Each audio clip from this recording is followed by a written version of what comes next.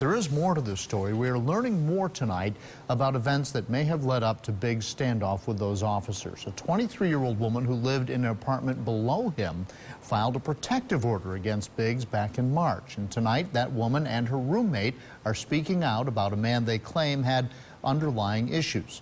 WSLS 10's Rob Manch has the details for us. So, Rob, how did these women know Biggs? Well, the two women lived below Biggs in an apartment for several months. During that time, one woman, Rachel Waltz, claims Biggs develops a romantic infatuation with her. She says it was his behavior that ultimately drove her to turn to the police for help. We didn't want any of this to happen. We didn't want anything bad to happen to anyone.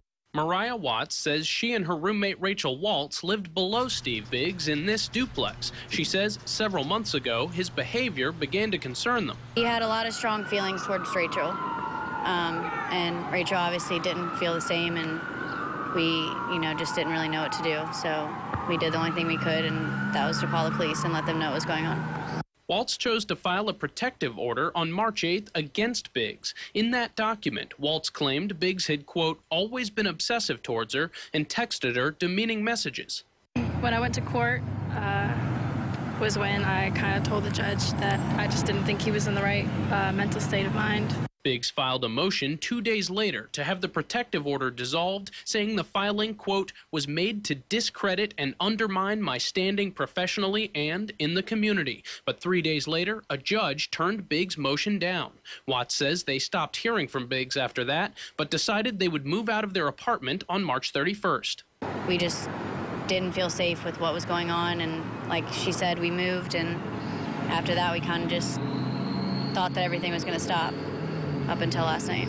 Watts says last night was the first time she and Waltz had heard from Biggs since the protective order was filed. He messaged me on Facebook, and then he texted her, and that's when I made the 911 call. Watts says Biggs told them he was going to kill himself. After a standoff with police, Biggs shot himself in the head and is now in critical condition.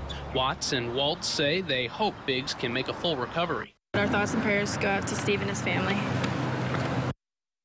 Well, Biggs is still being treated for his injuries at this time at Roanoke Memorial Hospital. Both Waltz and Watts tell me they spent the day there trying to get updates on his condition, and at last check, he was listed as critical. In studio, Rob Manch, WSLS 10.